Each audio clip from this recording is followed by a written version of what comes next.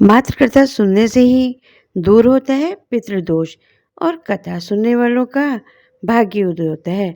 वैसे तो पितृदोष की काफ़ी कथा सुनाई जाती हैं, पर मैं आज आपको करण की और एक कथा और सुनाने जा रही हूँ। करण की वजह से ही मनाया जाता है पितृपक्ष। करण की ये पुरानी कथा सुनने से ही दूर होता है पितृदोष।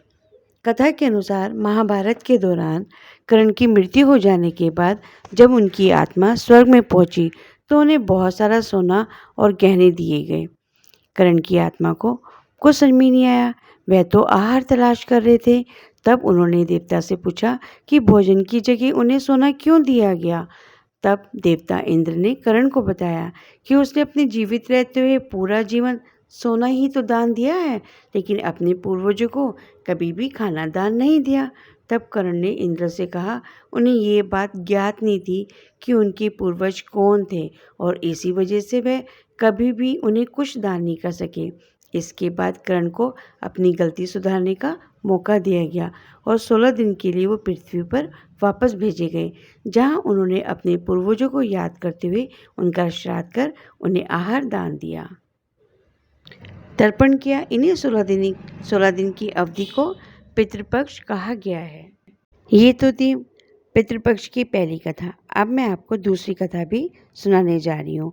वो है जोगे तथा भोगे की पौराणिक कथा। जोगे तथा भोगे दो भाई थे। दोनों अलग अलग रहते थे। जोगे धनी था और भोगे निर्धन। दोनों में लेकिन प्यार बहुत था। जोगी की पत्नी को धन का बहुत अभिमान था, किंतु भोगी की पत्नी बड़ी ही सरल हृदय वाली थी। पितृपक्ष आने पर जोगी की पत्नी ने उसे पितरों का श्राद्ध करने के लिए कहा, तो जोगी ने कहा ये बेकार के काम है, रहने तो हम नहीं करते। किंतु उसकी पत्नी समझती थी कि यदि हम ऐसा नहीं करेंगे तो लोग बातें भी तो बनाएंगे। फिर उसे अपने मायके वालों को दावत पर बुलाने और अपनी शान दिखाने का इससे उचित अवसर कब मिलेगा। वो बोली, मुझे पता है आप मेरी परेशानी की वजह से ऐसे कह रहे हैं, किंतु मुझे सच में कोई परेशानी नहीं होगी। मैं भोगी की पत्नी को बुला लूँगी और हम दोनों मिलकर सारा काम कर लेंगे। फिर उसने जोगी को अपने पीहर न्योता देने के लिए भी भेज दिया। दूसरे दिन उसके बुलाने पर भोगी की पत्नी सुबह आकर काम में जुट गई। उसने रसोई तैयार की, काफ़ी सारे पकवान बनाए, फिर सभी काम निपटाकर अपने घर आ गई। आखिर उसे भी तो पितरों का श्राद्ध तर्पण करना था। इस अवसर पर ना तो जोगी की पत्नी ने उसे रोका और ना ही वो रुकी। शीघ्र ही दोपहर हो गई। पितृ भूमि पर उतर आए। जोगी भोगे के पितृ पहले जोगी के यहाँ गए तो वो क्या देखते हैं, अरे इसके तो ससुराल वाले ही यहाँ खाने पर जुटे हुए हैं। निराश होकर वो भोगे के घर गए, पर वहाँ क्या था, मात पितरों के नाम पर अगियारी दे दी गई थी। पितरों ने उसकी राख चाटी और भूखे ही नदी के तट पर आ पहुँचे।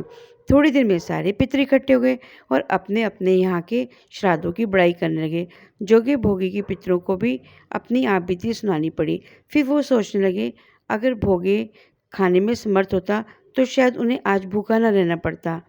अगर उसके घर में 2 जून की रोटी पर उसके घर में तो 2 जून की रोटी भी खाने को नहीं थी। पर तभी वो सोचकर उन्हें भोगे पर दया आ गई और अचानक ही वो नाच कर गाने लगे, भोगे के घर धन हो जाए, भोगे के घर धन हो जाए। सांझ होने को ही भोगे के बच्चों को भी कुछ खाने को नहीं मिला था। उन्होंने माँ से कहा, माँ बहुत भूख लगी है। तब उन्होंने टालने की गर्ज से भोगे की पत्नी ने कहा, जाओ आंगन में होदी औंधी पड़ी है, उसे जाकर खोल लो और जो मिले वो बांट कर खा लेना। बच्चे वहाँ पहुँचे तो क्या देखते हैं, होदी तो मोहरों से, सोने की मोहरों से भरी पड़ी है। वे दौड़ते हुए माँ के पास पहुँचे और सारी बात बताई। आंगन में आकर भोगी की पत्नी ने ये सब कुछ देखा तो सच में बहुत हैरान लगी। इस प्रकार भोगी भी धनी हो गया, मगर धन पाकर भी वो घमंडी नहीं हुआ। दूसरे साल पितृपक्ष आया। श्राद्ध के दिन भोगी की पत्नी ने 56 प्रकार के व्यंजन बनाए, ब्राह्मणों को बुलाकर श्राद्ध किया, भोजन करवाया, दक्षिणा दी। जेठ जेठानी को सोने चांदी के बर्तनों में भोजन कराया। इससे पितृ बड़े प्रसन्न हुए, तृप्त हुए। रात को जब जेठानी ने अपने पति के से भोगी द्वारा किए गए श्राद्ध की बड़ाई की तो जोगी बोला, उसने मात्र श्राद्ध ही नहीं किया बल्कि तुम्हारे मुंह पर थूका भी है। ये सुनकर जोगी की पत्नी बड़ी ही लज्जित हुई। दोस्तों, ये तो रही हमारी कथाएं, जिन्हें सुनने से ही हमारे पितृदोष दूर होते हैं। आइए अब मैं इनकी महत्व के बारे में बताती हूँ। शास्त्रों में मनुष्य के लिए 3 ऋण कहे गए हैं। देव ऋण, ऋषि ऋण व पितृ ऋण। इनमें से पितृ ऋण को श्राद्ध करके उतारना बहुत ही जरूरी है, क्योंकि जिन माता पिता ने हमारी आयु, हमारी आरोग्यता तथा सुख सौभाग्य की अभिवृद्धि के लिए अनेक प्रकार के प्रयास किए हो, तो उनके ऋण से मुक्त न होने पर हमारा तो जन्म लेना ही बेकार है। इसे उतारने में कुछ अधिक खर्च भी नहीं होता है। वर्ष में केवल एक बार उनकी मृत्यु तिथि को सर्वसुलभ जल, तिल, यश, कुश और पुष्प आदि से उनका श्राद्ध संपन्न करने और गोग्रास देकर 1, 3 या 5 ब्राह्मणों को भोजन करा देने के मात्र से ही ये हमारा कर्जा उतर जाता है। अति सरलता से इस कार्य की उपेक्षा मनुष्य को कभी भी नहीं करनी चाहिए, क्योंकि ये बहुत सरल तरीके से इस कार्य को हम कर सकते हैं। इसके लिए जिस मास में जिस तिथि को माता पिता की मृत्यु हुई हो, उस तिथि को श्राद्ध आदि करने कुछ श्राद्ध, तर्पण, गोग्रास और ब्राह्मणों को भोजन करवाना बहुत अधिक जरूरी है। इससे पितृगण प्रसन्न होते हैं और हमें सौभाग्य की प्राप्ति होती है। पुत्र को चाहिए कि वे माता पिता की मरण तिथि के मध्याह्न काल में पुनः स्नान करके श्राद्ध आदि करें, ब्राह्मणों को भोजन कराकर स्वयं भोजन करें। जिस स्त्री के कोई पुत्र न हो, वह स्वयं भी अपने पति का श्राद्ध कर सकती है। भाद्रपद शुक्ल पूर्णिमा से प्रारंभ करके आश्विन कृष्ण अमावस्या तक 16 दिन पितरों का तर्पण और विशेष तिथि को श्राद्ध अवश्य करना चाहिए। इस प्रकार करने से यथोचित रूप से पितृऋण पूर्ण होता है। ओम गम गणपते नमो। आइए अब जानते हैं कि इन 16 दिनों में क्यों नहीं कोई भी शुभ काम हमें करने चाहिए। श्राद्ध पक्ष का संबंध मृत्यु से है, इस कारण ये अशुभ काल माना गया है। जैसे अपने परिजन की मृत्यु के पश्चात हम शोकाकुल अवधि में रहते हैं और अपने अन्य शुभ नियमित मंगल व्यावसायिक कार्यों को विराम दे देते हैं, वही भाव पितृपक्ष से भी जुड़ा है। तो इन दिनों हमें कोई भी शुभ काम नहीं करने चाहिए।